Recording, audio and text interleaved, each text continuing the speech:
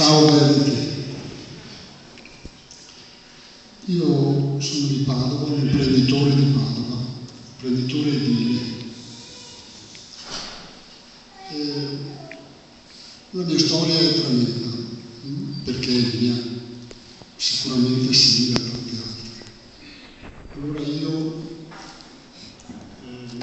praticamente sono alla rovina, perduto la casa, perduto tutto.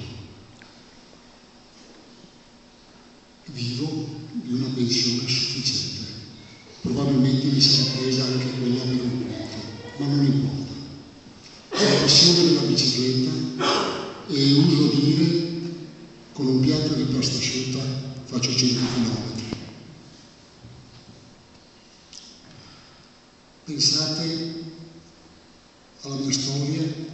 Io 2 anni fa sono stato in ospedale per un'operazione molto invasiva, non pericolosa, nulla di grave, ma invasiva. 12 ore in sala operatoria e poi 1 giorno e mezzo in sala intensiva post-operatoria. Quei 10 giorni di ospedale io li ricordo come 10 giorni di vacanza, come le vacanze migliori dei 3 anni precedenti. Vedete, le banche, il mio dissesto deriva da alcuni fattori, probabilmente anche qualche errore. Le banche, con l'usura, con l'anatocismo, mi hanno dissanguato. Adesso sono in causa con loro. Naturalmente entro in crisi e sarei debole perché dissanguato dal sistema bancario. La crisi l'avrei superata sicuramente, magari ridimensionandomi, certamente ridimensionandomi, ma la botta finale me l'ha data lo Stato.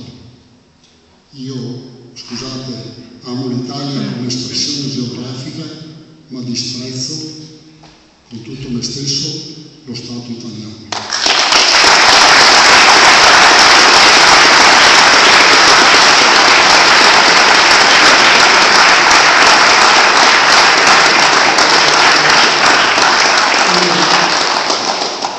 Diciamo che io nel 2001, nel 2002 sono stato buono, è vero senza parola. Ho avuto fiducia in questo Stato. Ho deciso di non fare più meno. Maledetta quella volta che l'ho deciso.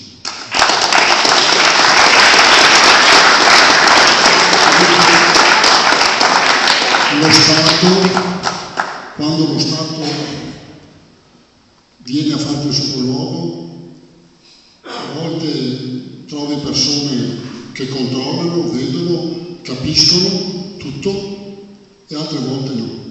Io ho avuto in 10 anni 2 controlli dell'Agenzia delle Entrate, molto pesanti. Non hanno scaturito nulla perché non c'era nulla da trovare. Lo facevo vero. Beh, il 25 di agosto del 2010, giorno del mio anniversario di matrimonio, sto andando in ufficio di telefonare. I ragazzi dell'ufficio mi dicono: c'è la guardia di finanza. Beh, cosa sarà mai? Fate come con l'agenzia di entrate? No, qui è diverso. 10 persone, alcuni in divisa, altri in vestiti normali, girano l'ufficio come dei pazzi. Dov'è la cassaforte? Dov'è la cassaforte? Non c'è la cassaforte, si stanno addirittura picchiando con il procuratore perché lei è buona, non ha capito che non c'è la cassaforte.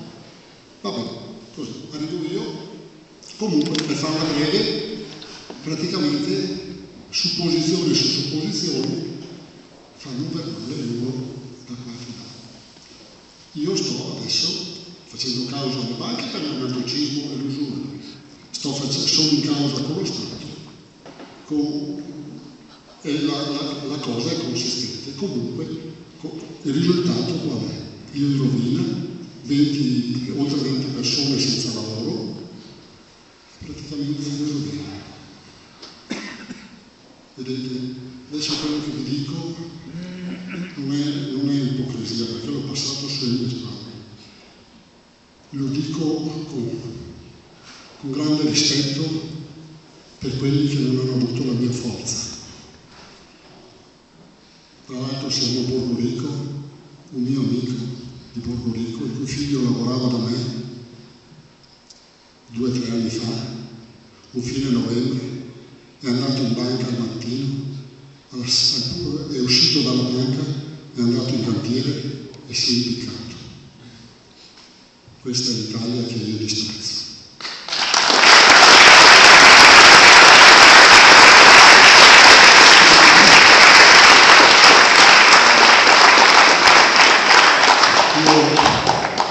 Io ho pensato di farla finita. Dopo quei giorni di ospedale è chiaro che ho ripensato a tutta la mia vita.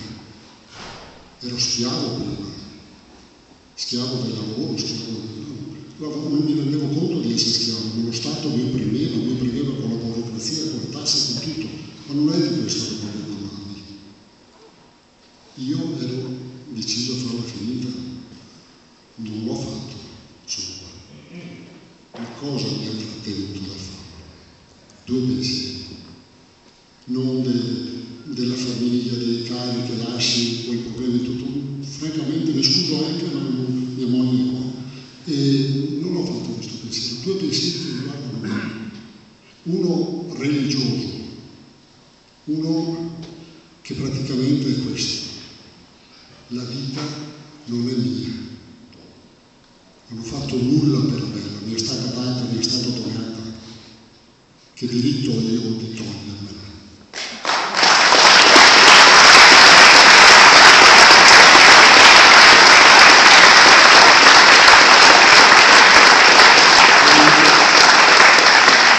Poi c'è un altro pensiero che mi ha aiutato, ed è questo. Quando la vita ti toglie, ti chiude una porta, non mollare, non fare l'irreparabile, non mollare, perché quella stessa vita poi ti apre un portone. Io quel portone sono determinato ad aprirlo, perché non mollo.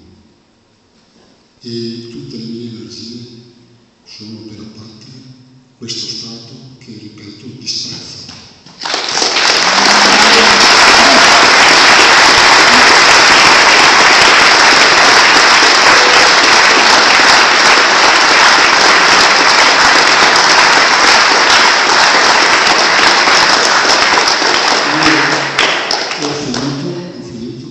Io ho deciso che i miei pensieri, le mie parole, la mia azione sarà per la riduzione della parte della società.